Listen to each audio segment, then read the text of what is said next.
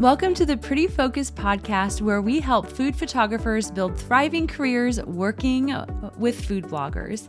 I'm your host, Melody Fisk, and whether you're just starting out or you're already on your way to becoming a pro, this podcast is here to give you the tips, insights, and inspiration you need to succeed. In each episode, we'll dive into the world of food blog photography, covering everything from mastering your craft to building a business that works for you.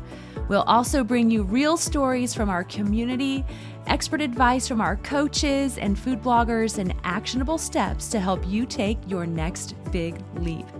Thank you so much for joining us. Now let's dive into today's episode. Hey, in this episode of the Pretty Focus podcast, I am talking with Christina, a seasoned food blogger who has been in the industry for 14 years. She's going to be sharing her journey from how she started out as a hobby blogger to building a full-time business, and most importantly to you, how hiring food photographers has helped take her blog to the next level. So if you've ever wondered what it takes to get hired by a food blogger, how to stand out in this growing industry, or what bloggers are really looking for when they hire photographers, then this episode is for you. Christina is going to share insider information on what that food blogger photographer relationship looks like, common mistakes photographers make, and how you can position yourself as an essential partner to any food blogger. So let's jump into the conversation and learn how you can level up your food photography business.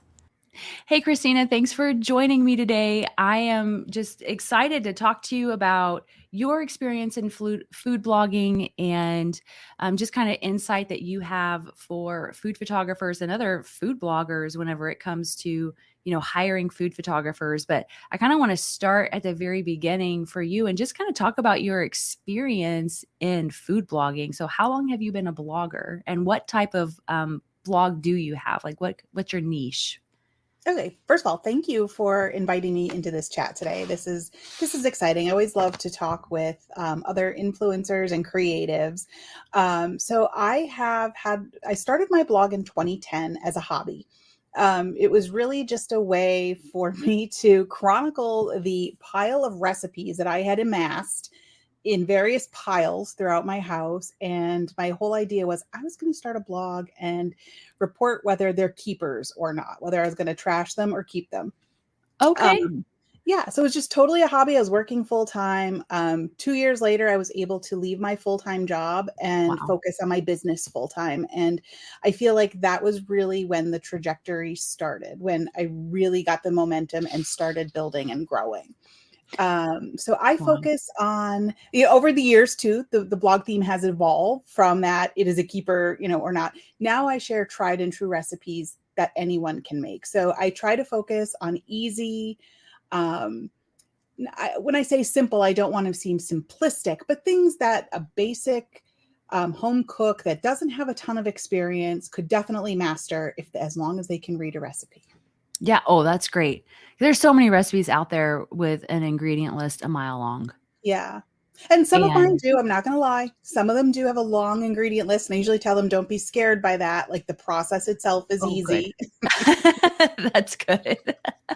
That's good. Yeah. I mean, sometimes you have to make it happen, but usually whenever I see them, it's like coupled with like this, okay, now what do I do? When do I add this? Yeah. Why? So that's great that they're easy, tried and true recipes that people can just depend on. That's great. Yeah. And if my guys don't like them, they typically don't make the blog. So I always say like everything's been tried and tested by my batch of guinea pigs that I live with that have to eat everything I make. Yeah. I love that. So wow, 2 years. Did you think that this blog, did you start it with just, this is going to be for fun? Or were you like, maybe it would be fun to make money one day? Like what was your goal? Just for fun? Yeah. So when I started, I was actually watching the movie Julie and Julia. I don't know if you saw that or read the book. The book was fantastic. But I was watching the movie while I was like de-Christmasing my house and going through that pile of recipes that I was cleaning out. And as I'm watching the movie and going through this pile, I'm like, I think I'm going to start a blog. And then I Googled, what is a blog? I had no idea what one even was. So by the end of that weekend, I built something, just I was online and I had this blog that I didn't know what it was or what to do with. So I'm 100% self-taught. Everything I did, I Googled or taught myself or learned from other people. No training at all whatsoever. I had no idea you could even make money from a website at the time. I mean, this was 2010. Things were very different back then. And as I was going through, and learning my way around everything, I started realizing that, oh, people are making money and I can put ads on my site. So I remember the first time I did that, I was making like 4 cents. That was like what I had earned in that month, a month, 4 cents. And I'm like, ooh, I made money. This is cool. And then I started like listening to other bloggers on like Google Hangouts and stuff like that and learning more and more. And then after I made some of those changes that they had recommended, I then made the next month $4. So I went from 4 cents to $4, which is like exponential growth. Exponential. That's Yeah, incredible. huge. So I'm like, there's something here. I just didn't know what. And I'm like, wouldn't it be cool if I could make my car payment? Like that was my first goal. Like if I could just make my car payment from my website, that would be so awesome. So here I am making my $4 thinking I'm going to make a car payment. But I just kept at it. Like that was like the fire that got lit under me and just kept at it and kept at it and kept at it. And here I am. Wow. Wow. And so when were you able to make your car payment? Because you were able to quit 2 years in. Yeah. So So probably about like a year and a half in, like once I started to figure things out, it went very quickly. It grew very quickly from wow. that point. But I'm one of those people, I'm kind of like a pit bull, right? Once I get my teeth sunk into something, I'm not letting go. And I just keep at it and keep at it. And I love a good challenge. And I'm very competitive with myself. So I'm always trying Great. to outdo myself and beat myself at different things. It's kind of weird, I'm sure. I Not know at you're probably all. going, this lady's crazy. No, it's like the perfect personality to be an entrepreneur. Right. You know what I mean? Yeah. To compete against yourself and be like, okay, this was what I did last month. Okay, but new goal. You know what I Yep. mean? So that's great. Yeah. Uh, that's so good that you're actually internal. I think that makes me think of my boys. They're 10 and 11. So out in the pool, they race. Yeah. They want to see who can get back and forth, Hmm. um, you know, first or, Right. and beat their time. So what I've Hmm. started doing is actually, I'm like, okay, I'm not having you race each other. Okay. We're not doing that. You're going to beat yourself, right? Hmm. You're just going to beat yourself. And it just kind of is a different type of motivation. It's a Yep. different type of self-motivation whenever you can dig deep in internally and find that self-discipline and that motivation to be able to do it on your own Yeah. without having other people push you. Like it's great to have other people push you, but Hmm. whenever you can do it internally, I mean, that's huge that you were Yeah. able to do that. So look at what you were able to accomplish. And here we are like 14 years later. Yeah. And And things have changed so drastically in 14 years, but I'm not going to say it wasn't like, I made it sound like it was simple and easy, and it wasn't. A lot of hard work went in. And I was honestly very scared when I left my job because I oh, for don't sure. like unsure things. I'm very cautious by nature in that sense too. Like to walk away from a guaranteed paycheck was very scary for me. But I remember thinking to myself, what if I don't have what it takes to be that self-disciplined? So I Mm, remember that first week I was home and I'm like, I'm home all by myself. What am I going to do? Like I have this, I can work from home. Like, how do I do this? I mean, it was yeah. pre-COVID. Nobody was doing that. So I remember just forcing myself I didn't even have a desk. I was just sitting at my dining room table and I just forced myself to do it all day long, like I would if I was at work. Wow. And, just kind of taught myself. I'm like, oh, I can do this. And then I got less strict. I'm like, oh, I don't have to be, Monday through Friday, 8 to 4. I get some of my best work done late at night. So I would do some work in the morning when my brain was fresh, but then when I get my second brain wind later in the evening, that's when I would pick up again. So like you learn to work with how you function. because not Yeah. everybody works the same. Yeah, that's true. And you realize you're you do it for the freedom and flexibility that Mhm. it gives you, right? And so Yeah. sometimes we just get so wrapped up into it that we forget the freedom and flexibility part, right? Yeah. You're like, "Oh, wait a minute." Like, I do that too, and I'm like, "Wait a minute. No, no, no, no. I do this so that," and, I just Mhm. and I forget to give myself actually the freedom and flexibility. Yeah. And I remember everybody saying, "Oh, when your kids go to school, you're gonna have so much more time."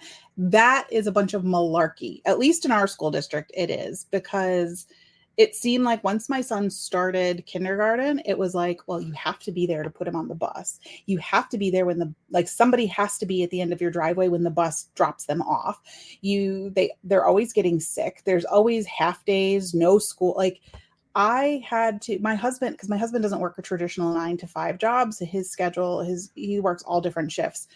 And a lot of times he's on call. So we had this like carefully crafted dance that we would do to get my son on the bus, off the bus, stay home with him when he didn't have school. And it was so stressful. It was so stressful. So Yeah. being able to stay home made it so much easier to know that I could just get up from my dining room table, go down to the end of my driveway and pick him up when the bus Yeah. came. Wow. And so how old was he when you started, or when you left your job? He was So a couple years in because he's 18 now. yeah, so I think he was in 1st grade. Wow. I think that's what it was. Yeah. Wow. So it was a long time ago. And I mean, when I think back, oh gosh, now I feel so much older. Um, I know. I know. I feel yeah. you. But it's like, it's great that I've had that opportunity to be Mhm. there for everything. So that now I was able to chaperone everything, attend every sporting event, function, whatever it was. And I really cherish that because he's my one and only. So I don't get to do it again with another another child. I Yeah. had one Oh. shot at this. Oh, man. Wow. That's Yeah. so cool that you figured it out early on, like, whenever he was in Yeah. 1st grade, so then you didn't have to miss. You didn't have to Yeah. miss at all. Sometimes And when you you know look what? back on life, you're like, sometimes these opportunities, and I always tell my son that. I'm like, you just have to be confident enough to take the opportunity when it presents itself to you. Because sometimes, like, my job wasn't around when I was in college. Like I said, what you do with your life may not even be invented yet. Like, this It's true. wasn't an option when I was in school. And they came knocking, and wasn't, well, I was a little afraid, but I saw the opportunity and I took it. And I'm so glad I did. Man, that's so good because this this industry, food blogging and the online space and the rise of Pinterest, the rise of social media and everything, Mhm. like, as much as, like, we hate it, right?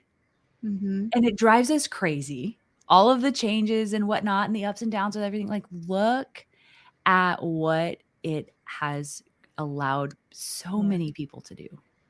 It's totally changed the landscape of everything. Like, I'm dating myself here. When I was in college, like, websites were just starting. I can remember that being one of my senior projects, was building this website for a company, and it was terrible when I think back to what it looked like. It was horrific, but Yeah, it was just getting started. I mean, yeah, email was just starting, and yeah, people didn't use that as their primary mode of communication at that time. So much has changed yeah, over the years. And I think sometimes you just have to have, like, the lesson I've learned in these, 14 years of being in this industry, is you have to be willing to jump on the, like I said, jump on the opportunity when it's available, but also sit back and watch and see what's going to happen. Because I don't have a lot of time to waste on things that aren't going to pan out, but I also don't want to have the FOMO that I didn't take advantage of something. So it's a delicate balance. yeah, definitely. It definitely is. And I mean, you have been doing this really kind of even before bloggers started hiring food photographers. Oh Like, I'm yeah. not sure. I came around in the beginning of 2016, 2015 era, like, and that's when it was kind of starting to become a thing. And honestly, bloggers didn't want people to know they hired out. Like that was Right. like, they were very private about it. They did not Mhm. want other people to know that they hired photographers to help them or developers. And now it's almost the norm for a lot of Right. people to hire. So what Yeah. was that like? What was that transition for you as a blogger to go from doing everything yourself to now hiring somebody to do it for you? So that was a big transition, and it's one of those ones. It's a little bit like you said it. There was a little bit of taboo to it in the beginning. I often joke 'cause my husband always took the photos for me in the beginning, and I look back at some of those really awful posts, and I have like a photo credit, and I put my husband's name, and I'm like, why would I even do Oh, that? But it you're was so like, kind. well, and this is kind of an aside, but I always joke that he's very, this may sound a little crass. He's very good at taking photos of things that didn't move. I said because he's a forensic investigator, so he does a lot of things like that. So I'm like, he's very good at taking things, photos of things that don't move. So he would do, like one camera might have many different types of photos on it. Some were food, some were not. Um, so that was like an inside joke that we had, but I never really, so I call myself a creative, but only to some level. I'm not very good at coming up with like the creative layout. If I see something I like, I can make that happen. But Mhm. coming up with it on my own is not my strong suit. And I quickly learned I did not like taking photos. It Mm. stressed me out. It frustrated me because I also have perfectionist tendencies and I couldn't get exactly what I wanted when I did it. So I can remember there were many times I'm trying to take photos of my food. I would get so frustrated. My husband would come home from work. I'm like, just do this. Just get the camera at the right angle and do it. And then set it all up and don't touch a thing because next time it's going to all be set up and all I have to do is push the button. Like that was Yeah. the way I wanted it. Yeah. Yeah. I didn't like that whole creative aspect of it. Mhm. But when I first started using photographers, I kind of kept it to myself. Like I didn't want anybody to know that I wasn't the one or my husband wasn't the one taking the pictures, that somebody else was doing it. Cause I felt like people would be like, well, are you even making the recipes then? Are you even like trying them and testing them like you say you are? And I Mm. struggled with that a little bit. But then after talking with friends and family, I realized they didn't see those as issues like I did. And they were my ideal readers, right? So they didn't Okay. care that somebody else was taking the photo. Yeah. Yeah. Because your identity as a blogger was tried and true Right. recipes. Yeah. And so once you realized that, then you can like you started to let it go and Yep. it was a little bit easier to do. I mean, I understand relinquishing control Yeah. when your reputation is on the line, Mhm. right? And Mhm. and giving over and handing over something because for fear of what your readers are going to think or what or Mhm. they're going to find out and so I completely understand that There's a for man sure. behind the curtain doing the work, then it's not me. Yeah. Yeah. Yeah. So what helped you get past like just conversations with your friends and family or what Yeah. was that for you? And I often say, like, there's certain things that are like blogger therapy, like you have to like confront the things that make you feel uncomfortable. And um, I'm a big person for working smarter, not harder. So Mhm. I'm always looking, it's just in my nature. Ever since I was a little kid, I always look at processes and see, is there a better way to do it that's more efficient, that's smarter? And usually that is removing me from the equation in the doing. Like I'm very good Mm. at organizing and orchestrating, but sometimes I am the bottle. No, most times I am the bottleneck in the process. So I had to come to grips with it's okay to give up some control, but not Yeah. all of it. And when I realized that other people didn't perceive it the same way I did, it was easier for me to let up more and more control. Yeah. I mean, because you still have the final say. Yeah. You still have the final say. So you are still deciding whether or not something is going to represent you or not, Mhm. you know? And I put a lot of work in upfront before I even, um, move to the photograph part of it. Like, I do a big, like, photographer brief that I give to my photographer to tell her exactly what I want, like, what's in my mind, what I'm looking for. She gets a complete brief of information, style guides, everything. So Yeah, that's that's my great. control part. That's great. That's great because a lot of creatives need that like they need that analyze Mhm. administrative side to, like Yeah. I am very low in like my analyzer side of the brain. And, I have learned it's okay to rely, like I can operate in that area if I need to. Absolutely. I'm a business owner, so I kind of have to operate in everything. But I've also learned it's okay to, in the areas that I know I'm not naturally inclined Mhm. to have help in those areas. And it makes the business well-rounded when you can have people working within their strengths. And so Yes. that's really what you are identifying here, is that you are working in your strength as the administrative, the organizer, the Right. analyzer of knowing, I mean, the ins and outs of the bloggings and all of the data that is involved. Yeah. Holy cow, my brain can't wrap around. Like I'm reading these articles on, the SEO roundtable and, all those blogs and stuff. And I'm like, what? Somebody explain it to me like I'm 5, Yeah. please. And then you'll learn it, and then 2 days later, it will all change. Yeah. Guaranteed.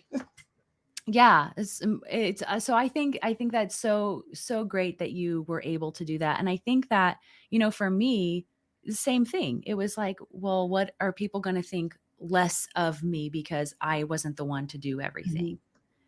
Mhm. Right. And when you get over that hurdle, you realize you can accomplish so much more Mhm. and do so much more. So, have you seen how hiring a like food photographer for you for your blog has helped you? Have you seen like a return on investment? Have you seen an ROI for your time or and even money?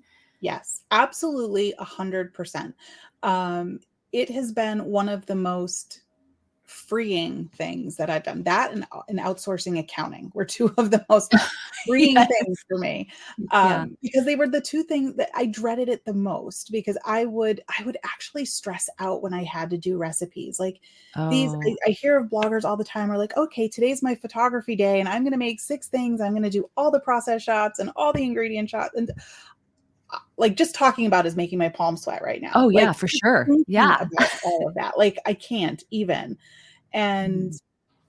knowing once I gave that portion of control up and I was able to then focus on other things, things really started to move along much more efficiently in my business, and Good. that was incredibly helpful. Mhm. And I was spending less time doing that 'cause it would take me much longer than it would take a photographer to do it. Somebody who knows where the settings are because I did the Pretty Focus course. I have all my cheat sheets taped to the wall by my photograph table. So I have to get up there and look at the camera, make sure like all the knobs are set to where they're supposed to go. Cause I'm gonna lie, I don't really understand it all. Yeah. But I make sure all the knobs and dials and all that stuff are in the right spot. And it's just so many more extra steps for me where you would probably be like, done. Right, exactly. Right. I'm just like, "Well, what do you mean? You just do this and do that, and it makes perfect sense." Yeah, yeah, yeah. So it's easy for somebody who feels comfortable doing that. For me, it was like I'd be in a full sweat, I'd be stressed out, I'd be miserable afterwards. My family's eating cold food because now it's like 7 o'clock and dinner time has gone. They're all hangry at me. And yeah, it was very stressful. Oh, yes, we have eaten many a cold dinner. Yes. My family likes Yeah. cold food. They have learned to like it. Yes, You they will have like it learned. and you will eat it. This is what we're having. I know Yeah, I talked to other photographers and their families are like, "Do you think we could not have, like, warmed up food for dinner?" And so or it's like a very special treat whenever the food is yeah, fresh, yeah, It's like, "Mom's cooking fresh dinner tonight." yeah. So, I think that always cracks me up whenever I hear that. They get so excited about that. Well, I remember the Um one day I looked at him like, you know what? I don't remember the last time I cooked just for fun and it wasn't for a keyword or, like it had Yeah. been so long since I had done that I Yeah. actually like I just took one Sunday and like I'm just going to cook whatever the heck I want and I made like I don't know, some fancy French dish just because I could, and I'm like I don't have to photograph it, I don't have to think about it, I don't have to do keyword research on it, I don't have to do anything. I just have to make it and eat it. That's it. That's amazing. That's Yeah. so good. Yeah. That's good. So what since you've been around since 2010, tell me about some ups and downs that food bloggers have experienced over the last like in this industry over the last 14 years. Oh my goodness, so many. I mean, social media is the fickle friend. It's always the fickle friend. One Mhm. minute it's great, the next minute the algorithm changes and nothing works. Or, and like, I remember when the bottom fell out of Pinterest and everybody, like, they lost so much traffic from that because they had put all their eggs in the Pinterest basket. And then there was Facebook. And so one of the things I've learned over time is that you can't stick to just one path. You have to diversify and get your traffic from multiple sources and be working in multiple revenue streams at all times because the bottom can fall out of anything at any time. I mean, it Mhm. just happened with Google, a few months ago and decimated so many websites in the aftermath. And it was kind of sad to see that actually happen because some Mhm. good bloggers really felt that. Yeah. Yeah. Yeah, that was like Hmm. what it was Yeah, I mean, I think we all felt it, I mean. yeah. Because it's a trickle effect. When we feel it, Mhm. then we're not hiring to create more content because we don't know what we're doing and how we're going to respond to this or if we can even bounce back from it. So I can understand where that's like a trickle effect going down, down the chain. Yeah. Yeah. Yeah, so having traffic diversified Hmm. is crucial. Always whenever you can diversify Yeah. where you're getting your traffic is Yeah. important. I think that showed all of us that. I mean, for me, I'm looking, okay, like where are my traffic sources coming from? I mean, I'm even Mhm. looking at that too. It just showed me I can't just rely on Facebook, Right. I can't just rely on Google. I have to, put myself out there Right. and get traffic from, multiple sources, not just rely on, one thing. But So, I think you have to be smart about it too, yeah, right? So we can't go out and say, okay, well, I'm going to do all the things. I'm going to be on Instagram and Facebook and TikTok and like all the things exhaust. and Yeah. and the 14 new ones that will crop up over the next couple of years. Yeah. You have to look at them and determine is there even an ROI for you Right. in that channel. I don't put a lot of effort into Instagram because I don't focus so much on sponsored content. And typically that's the return you get from Instagram. You generally don't get traffic. People don't leave Instagram to come to your website. They want to stay in that platform. Yeah. Or they're just looking for pretty things. They're not necessarily looking for the recipe. They just like the way the food looks. And I need Yeah. them to come over to my website. Same with TikTok. They don't leave that platform. I need them to come over to my website. So I have to carefully, like, before I jump into something, I sit back and really look. I think that's just my analytical brain too. Like, I have to really look at it and see if there is going to be an ROI there for me Oh, and it's you're worth my time. absolutely. In the beginning, like whenever I first started my photography business, and I don't know if you heard this too, you may have, but they just say, just focus on one platform. Yeah. Just pick one. And I'm like, well, you can't really just pick one anymore. But you're Right. right. You have to be strategic in which ones you do pick and like what your ROI, you're trying to get people to the blog because that's where you make the most money. Do you make more money on, if I can ask this question, you don't have to give any numbers, but um, like getting paid for like reels? like real views, right? Because when you monetize on Instagram versus being monetized on your blog, which one makes more? So I don't really do reels. I have all Yeah. the footage for it, but I just haven't made the jump over to publish them, like get it all edited and published there. But I do YouTube. So Okay. my blog definitely makes more right now than YouTube, but I'm glad I have YouTube because it brings in a different audience than my site does. And then that way too, I know that if something happens, with Google and SEO, even though Google owns YouTube, it's a completely different channel with a completely different strategy. So Right. I kind of have both things going. My blog is definitely the main revenue stream for my business, with ad revenue being the top revenue stream. But I Mhm. also sell ebooks. I do affiliate marketing. I have a separate business that I run with a partner where we help other influencers work smarter, not harder. I'm trying to diversify myself, and it to the point where it's probably a little insane that I'm doing so many different things, but that's also the way my brain works. So, Yeah. No, that's great. That's great. I think that people look at Instagram and they see all the followers on Instagram and they get mhm. starstruck by the followers. This person must be huge. And it's like, they must be making all sorts of money. And it's like, Yeah. well, Instagram has always historically been the lowest driver of traffic Mhm. to blogs. And you know what drives me nuts as a consumer and as a reader? I love some of the recipes that I see there, but give me a recipe.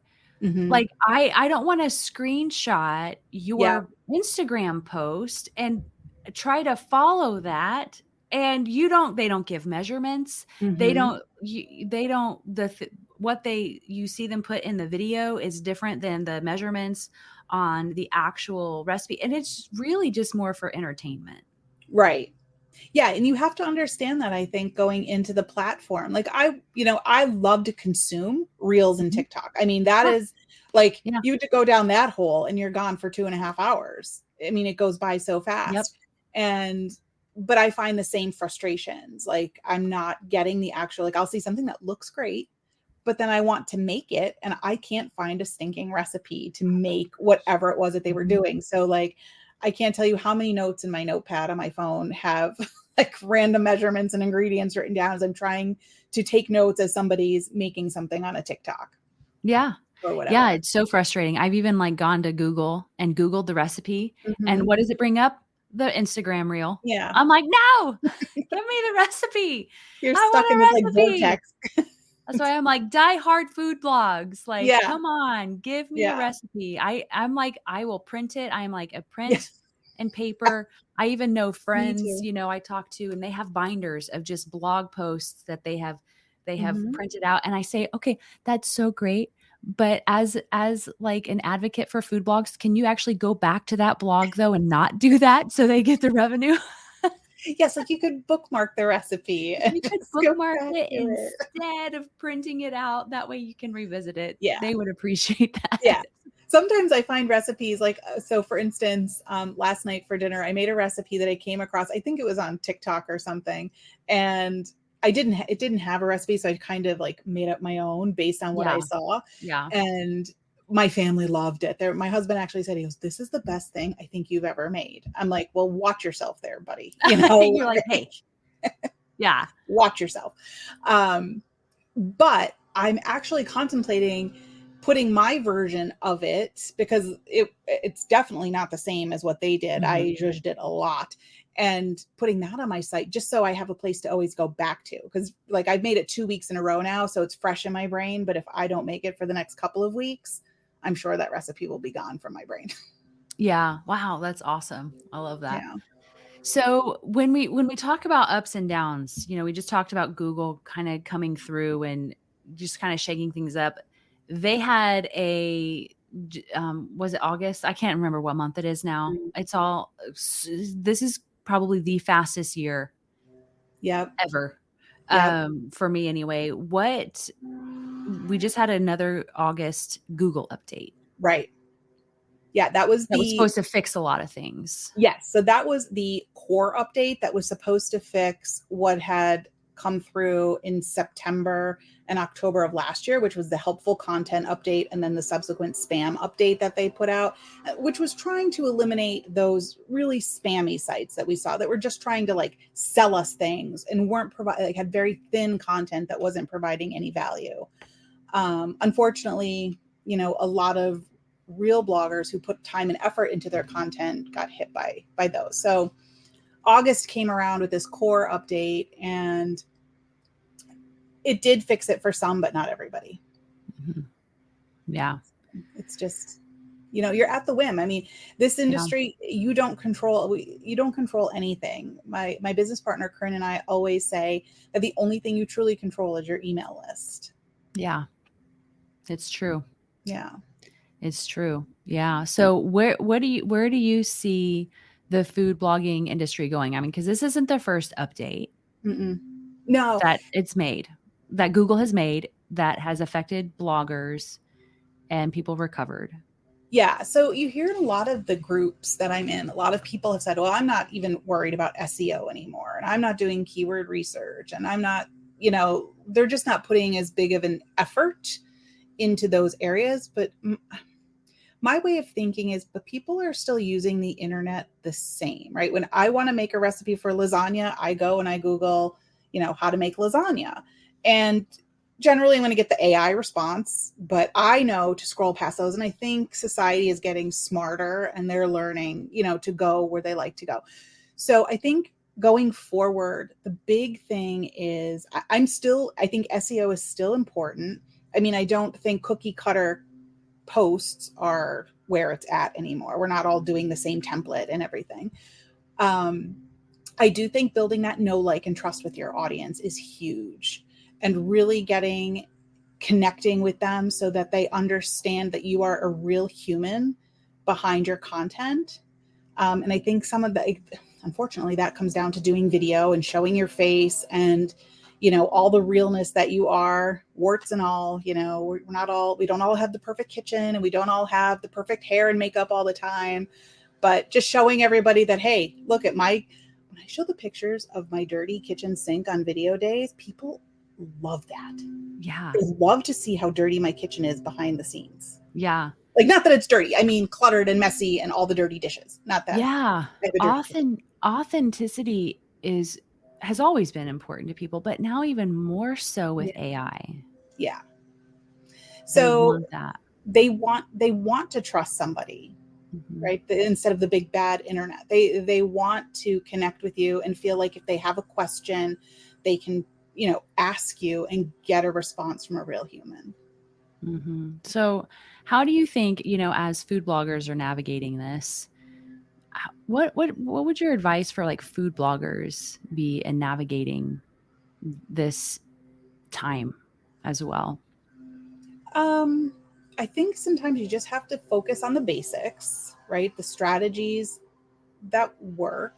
You have to be aware and hyper vigilant, I think, of everything going on around you and what's coming down the pike that, still might be, it might not be the super topic right now, but there's rumblings that something's going to be happening in an area. Like, you have to keep your finger on that pulse all the time, so you're not blindsided by something.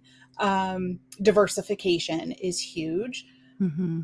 Email lists. Like, I have told so many bloggers, anybody who reaches out to me who's just starting, I'm like, if you do nothing else, email list, build your email list. Yeah. Because you can't trust any other referral source. Yeah. That's what, we have photographers who use the Buyers Club to build email lists, and it's like, which is great. They have several, food bloggers on that list already. And it's just like, you gotta email them. Yeah. They signed up because they wanted to hear from you. Don't feel bad for emailing them. Yeah. So anytime I join like a Facebook group or somebody's selling content, the first thing I do is look to see if I can get on an email list, because 9 times out of 10, I'm not going to see your content that you share on Facebook. Yeah. Mostly because if I'm on Facebook, it's for my business. It's not to like scroll through. I'm so done with technology by the end of my day that I don't want to sit and scroll and read and look. I mean, I'll entertain myself with reels, but it's overwhelming. And then plus the algorithm only shows you such a small percentage of Yep. real content. Everything else is just ads and sponsored stuff. Okay, so I kind of want to shift gears here Mhm. just a little bit as we wrap up our conversation, which has been fantastic, by the way. I just feel like it's been such a good conversation. We've gotten so much just kind of insight into food blogging and, the changes and how we can, adapt.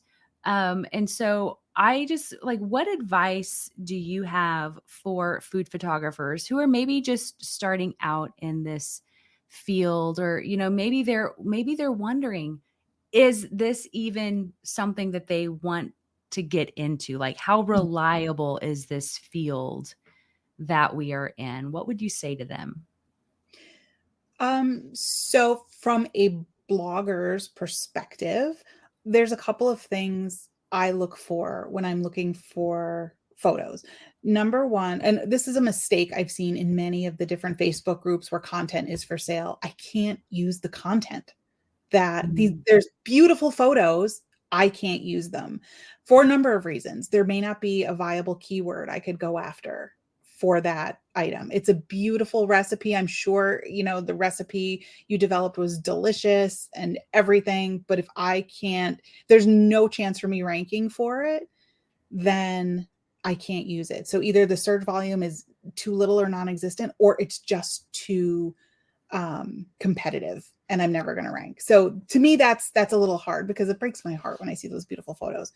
But then I also look, does it have social potential? So maybe I can't rank as well for it, but it may have good social potential. And I could tell that, Facebook would love this, or this would do great on Pinterest. I also look to see if, and this is one thing I don't see too often, content that fills gaps that I have in my site. Okay. So maybe I'm looking for basics like I just recently updated my enchilada post. So I included a recipe for making tortillas and a recipe for making the enchilada sauce and, different components that go into a recipe that I could then link to again and again and again. Got it. Yeah, like bundles. Like, we call those Yeah. bundles, where it's like Yeah. you have a whole list of, you got the cupcake and the frosting, basic Yeah. example of that, Yep. so Yep.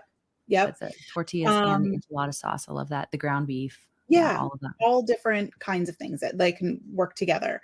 Um, One of the things I see too, sometimes the photo looks beautiful to me, but it's just too over styled.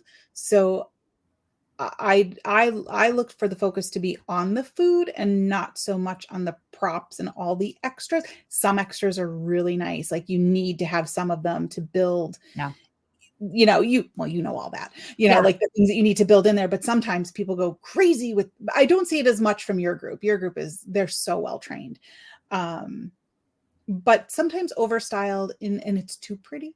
Like my readers feel like they can't make it then because it's too Yeah. perfect. Isn't that crazy? I know. This is a conversation we have, but people don't believe us. And No, I'm like, "No, this is not something Melody has made up. This is, like, no. from food bloggers Yeah. themselves. They want it simple because if it's too intimidating, they won't make it." Like, Yeah. you gotta understand the psychology of the human brain just a little bit more. Like, I Yep. know you wanna make it pretty, but you gotta remember with the end goal. Yeah, and it's So almost like you don't important. wanna put your name on something that isn't beautiful, and I totally get that. I really, Yeah. really do. I always give the example of I had this no-bake pie on my site. It was like a Butterfinger pie, and the photo that I had from way back when my husband took it when we first started was like it looked like the dog's breakfast. I mean, it was disgusting. It looked horrible on a plate, this pie. And then I redid it and did a nice pretty one where the pie was on the pie wedge and I was holding it up and I had drizzled with peanut butter and like all the things. And I was talking about this with some of my friends at my house and they're like, "Oh, I would go with that first image because that looks like something I would make." They wouldn't make the one that's drizzled with, Oh my all the gosh. extra things, and they You're wouldn't do like, that. It looks hard, "Really?" but the dog's breakfast looks like something that they would make in their kitchen. So, I think you have to balance that. Yep. So For sure. sometimes when I see people that when they, and this is where I see it, like when they're clearancing their images, like sometimes I'm looking at it, I'm like, why would this be clearance? But then I start, the analytical part of me starts looking at it and going through this like checklist in my brain. So approachable. I think that that's helpful. Mhm. Communication for me, and I said this before, is huge. If I can't communicate with you or you can't maintain communication, that's a big problem for me. Yeah. Um, and I always tell my team that you can never ask too many questions. So, like I said, I give photography briefs to my photographer, and I'm very detailed in what I'm looking for. But if she doesn't understand stuff, I don't care if she asks me 15 questions about it. I would rather have her ask me all those questions than to get something that completely misses the mark. Mhm. So I think maintaining that good communication um, is vital. Or if you're, if you're going to be late on a deliverable, um, communicating that as soon as you know you're going to be late, because I Yeah. can plan for things if I know it's coming. So if I know you're going to be a couple days late on something, I can rearrange stuff. But if the deadline comes and goes and I don't hear from you, now I'm starting to like panic because I've got like other steps in this process that people Yeah. are waiting on. Have you had that happen to you before? Yes, a couple of times.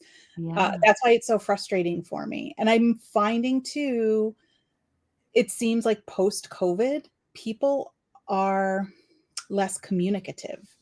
So if they don't have Mm. something positive to say, they just ghost or don't say anything. And that's extremely frustrating.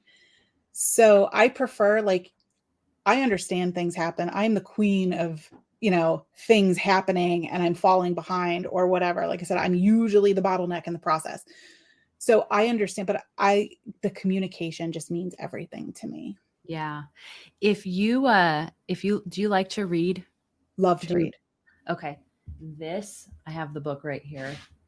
Digital Body Language. Okay. Making a note.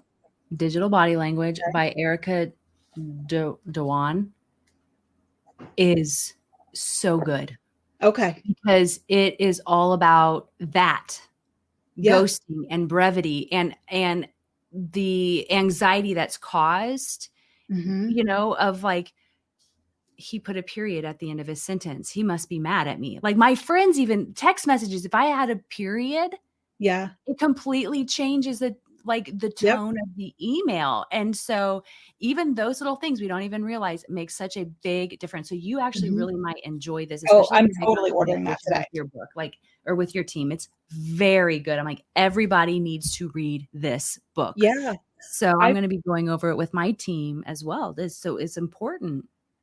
I've worked with a lot of college interns. Every semester, I usually have like 5 or 6 working in my business. So over the years, I've probably worked with hundreds of college students. And I've definitely noticed that since COVID, and I've had conversations with professors and college advisors about this. Um, just like have things changed, and they've noticed it on their end too, that Mhm. um, Wow. post COVID, and it's really like what they're calling like the COVID kids, the ones who came in through, like Yeah. during COVID. So like this year, I think is the first year that they should start like exiting out of the college, Okay, good. the college stream. Yeah, So but then they're heading into the workforce. Oh boy. I know, but it is that if they don't have something positive to say, if they have to communicate something negative, they don't know how to do it, and then they don't. They avoid it. Um, Mm. so I'm definitely getting that book, and it might be required reading for my internships going forward. Yeah. It might be You their know first what? project. Read this book. Yes, that's so great. That you should absolutely, I am 100% like on board with that. You should definitely have required reading for your team. Even like there's some great what makes a good team player. Yeah, There's some really great uh I can't the books are on my nightstand. yeah, Um but just it's so important to be able to work together. But I love that though that you talk about your team. I know that we're kind of going off on a little side trail, but I love that you're like my team. mhm, These people, the way you talk about them, they're very important to you. Absolutely. Like they are not just contractors. Like they are people that you are bringing into your business. They are part of your inner circle. You're not just passing off work to them. And I think that's what people want. Yeah, I agree with that 100%. So I'm on the board of a preschool here locally, and that's a very difficult industry with keeping staff. And I always say when we're at the board meetings, I'm like, we just have to remember it's cheaper to keep them. So when you find somebody that you work well with, I try everything in my power to keep working with them. So I like to keep them happy and motivated and make them feel like they're part of the team and the growth and such, rather than just hiring one-off contractors here and there, because it takes so much time to vet somebody, train them, get them into, having them understand your style. Like my primary VA, if she ever left me, I don't know what I'd do. I mean, she is like she's in my head. She is actually in my head. And What a gift, you yeah, know? where it's like scary, but I appreciate that. So it's like whatever she needs, like you got it, because Yeah. it's cheaper to keep them than to constantly be replacing somebody. Yeah. So I know when I first started working with photographers, I had a couple of projects and I worked with, I think, 5 different ones right out of the gate, because I'm like, I'm going to find who I like, who I gel with, whose work I like, like all the different things I was looking at, like the timeliness of their work, the quality of their work, how easy were they to work with? Did they communicate well? Like all those different things. And I took the 5, gave them similar projects, and then waited to see kind of what happened. And from there, I think I whittled it down to 2. And I guess this goes back to like my family always owned small businesses, that we always hired 2 people for every one job, because one wasn't, chances are they weren't going to work out. So then you Yeah. weren't stuck with nobody. So I always try to have like 2 just in case. And then if that person doesn't work out, the other person has the opportunity to take on more work. So that's kind of always been my approach. Like I bring on a Mhm. couple, see what I like, and then go from there. But it's almost like, a little, not a, I don't want to say competition, but they're competing against each other in those areas. Yeah. Yeah. Communication, culture, Hmm. community is Hmm. so important. And I love that it sounds like that's what you're creating with your team. More Yeah, people I need to try do to. this. Yeah. I think more people need to take on that mindset instead of just sending off recipes. You have the potential just to create something really special then with your team. Hmm. So, well, And it's awesome. Oh, go ahead. I even tell my interns, these are just college interns. So I have ones that help me with video editing. And I'm like, okay, so you have my style guide, you know what I do.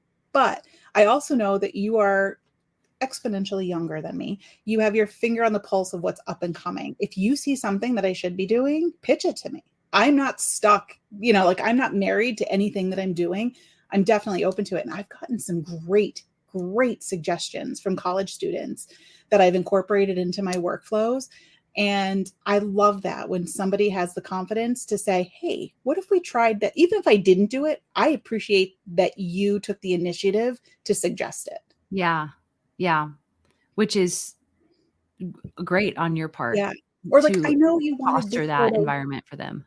Yeah. So like even a photographer, like I know you wanted this stacked, but what if we tried XYZ? And that's where I say like you can never ask too many questions. Like I know this is what you said, but I really think this would work better. And here's why.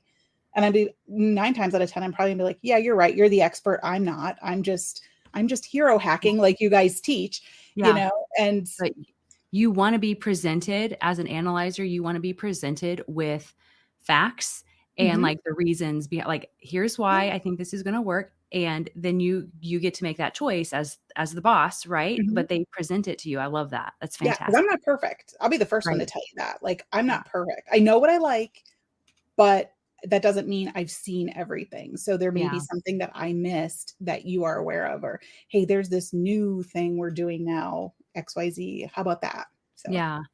So then let me end with this last question, because I have people asking me this, quite often is, how reliable is this industry for somebody to come in and work for food bloggers? Like, how reliable is this career path for people? I wish I had the crystal ball. Um, Right? I wish I did. I'd like to say it's a pretty reliable industry. I think as long as people are making dinner or, any kind of food, they're going to be looking to the internet for resources. I mean, there's still people that buy and I'm one of them, that buys cookbooks, like traditional cookbooks. So I think there's niches for everything. But again, I would say don't pigeonhole yourself to one stream. I mean, in the food photography world, I mean, if you're doing work for food bloggers, why couldn't you do photos for restaurants? I mean, there's so many bad menu photos out there. So many, it drives me crazy. Oh my God, so many. Yeah. Or, I'm thinking of this one small business in my area. She sells like gift baskets and gourmet treats that she makes. I mean, like those kinds of things. You can photograph that kind of stuff in your area. So I would think don't just put your eggs in the food blogger basket, but think about other ways that you could diversify that. And the great thing about this industry is it's 100% remote. So you don't have to tie yourself to just your area. Yeah, you don't. You're so right. That's the freedom and flexibility that you can actually work from home and do this. And so, but what you said at the very beginning of you just got to take that leap, or you're just going to let the opportunity pass you by. The reality is nobody knows the future ever. Right. Do you know what I mean? If we knew the future, like nobody knows that. Yeah. And so and I know that there's people who just want to know. Yeah. I'm like one of those, but just tell me how it's going to turn out. Just tell me how it's going to turn out. I'm there and I'll too. be okay. I'm that person.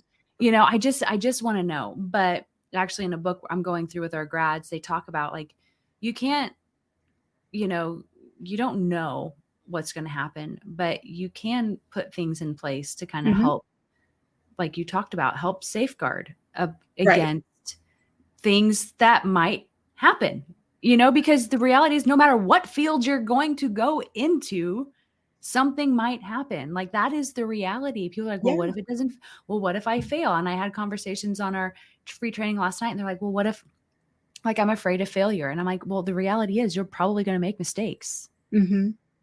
It's going to happen.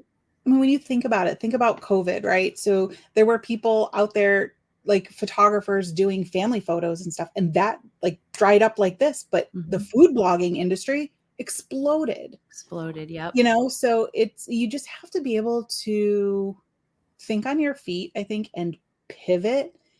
And there's two sayings here I go back and forth with. And one, it's right here on my computer. Done is better than perfect. Yep. So don't get caught up in the perfectionism of things and, put yourself out there. And the other one is the Wayne Gretzky quote, right? You miss 100% of the shots you don't take. So yeah, if you're going to be afraid and you're not going to take that shot, whatever it is, then you're going to miss it. Like I tell my son just started this summer, his own landscaping company. I mean, he's full-fledged LLC, the whole 9 yards. Love it. Nobody would hire him. Kids an Eagle Scout, everything, couldn't find a local job. So he's like, I'm just going to start my own business. I'm like, let's do it. But he goes out and he sees somebody with their grass is out of control. He pulls over and talks to them. I would never do that. That like would scare the pants off me. But he pulls over and he talks to people. And I'm like, Joe, that's great. I'm like, because if you didn't do that, you wouldn't have gotten that job or that job. So you have to put yourself out there. I'm like, what's the worst they could say? No. If you pitch yourself to somebody or whatever, you're putting yourself out there, the worst they could say is no or not purchase from you. They can't take away your birthday. They can't do anything else worse. It's just no. Yeah. Yeah. And guess what? Then there's one more person, it doesn't mean that's the end. No. There's other people out there. That's just one. There's just so there's so much, and I think that you really have to overcome like this limited mindset Yes. of there's just only so much work, or like, oh well, they've already taken the success, they Yeah. took it all. There's It's a super nothing left for saturated me. market. Yeah, I am so tired of that Mhm. phrase. I can't remember if we Mhm. talked about that on our on the podcast interview with you or not, but I'm like, so oversaturated. I'm like, there is so much work out there for everybody, I think.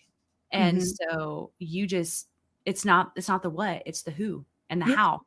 And, photographer A and photographer B may both take very similar, they have similar styles and take similar photos, but photographer A might appeal to you where photographer B seems to gel better with me. So, Yeah. there's a lid for every pot out there. And it's, we're just looking for things. And I'll tell you, we talk. Food bloggers talk. Oh, I And know you do. if you're looking for somebody, if I'm looking for a photographer, the Yep. first place I'm going to go is my tribes of friends and say, hey, does anybody have anybody they're working with that's looking for more work? That is the first place I go because I will trust a true review from somebody Yeah. who's using them. Yeah. So Wow. from, building that, and, you might just be getting started in food photography, but if you, build that relationship great from the beginning, I could be your second client, and then it snowballs from there Yeah, as you get absolutely. referred around. I love that advice. Thank you so much. Christina, thank you so much for meeting with me today. I know we're at our hour mark. And so I want to make sure to respect your time, but just thank you so much for all the advice that you have given photographers. I want to make sure that I link your podcast so people can just continue to listen to you, because you and your business partner, Corinne, are just such a delight. Oh, thank And you. so thank you so much for being with us and joining me today. So you guys, thank you so much. And I will talk to you later. Thank you, Melody. Hey, thanks for tuning in to this episode of the Pretty Focused podcast. I hope the conversation inspired you to take your food photography journey to the next level. If you're ready to turn your passion into a career, now is the time.